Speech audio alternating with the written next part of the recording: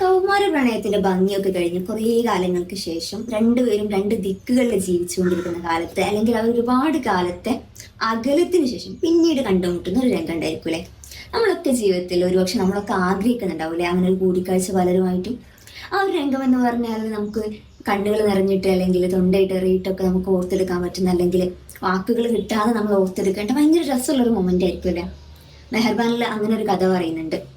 ഷായന ഗഫൂറിനോട് ചോദിക്കണം, നിങ്ങൾക്ക് എന്നെ ഓർമ്മ ഉണ്ടോ എന്ന് ചോദിച്ചിട്ട് ആ ഒരു മെസ്സേജ് അയച്ചു കഴിഞ്ഞിട്ട് അവൾ ആ റിപ്ലൈക്ക് കാത്തിരിക്കുന്ന കുറച്ച് നിമിഷങ്ങളിൽ അനുഭവിച്ച ഒരു സംഘർഷങ്ങൾ അഥവാ വേദനകൾ, ആ സുഖമുള്ള വേദനയെ കുറിച്ച് പറയുന്നുണ്ട്.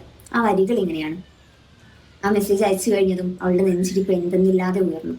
പേരറിയാത്തൊരു ഭയവും ആശങ്കയും പതർച്ചയും പ്രതീക്ഷയും അങ്ങനെ എല്ലാം അവളെ പൊതിഞ്ഞു.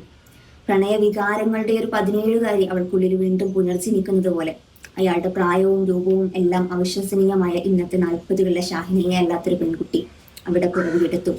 നിമിഷങ്ങൾ എണ്ണി ആ മെസ്സേജിനുള്ള മറുപടിയും കാത്തിരുന്നു. നമ്മുടെയൊക്കെ ജീവിതത്തിൽ ഉണ്ടാവുമല്ലേ ഇങ്ങനെ ഓർത്തിരിക്കാൻ സുഖമുള്ള ഒരു പ്രണയകാലത്തിന്റെ ഓർമ്മ.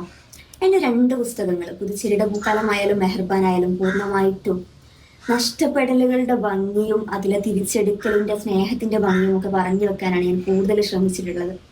2 പുസ്തകങ്ങളും ഇപ്പോൾ അവൈലബിൾ ആണ്. അതിൽ തന്നെ മെഹർബാൻ ഓതേഴ്സ് ആൻഡ് കോപ്പീസ് നിങ്ങൾക്ക് അവൈലബിൾ ആണ്. പുസ്തകം വേണ്ടവർ എത്രയും പെട്ടെന്ന് താഴെ കാണുന്ന നമ്പറിൽ ബന്ധപ്പെടുമല്ലോ.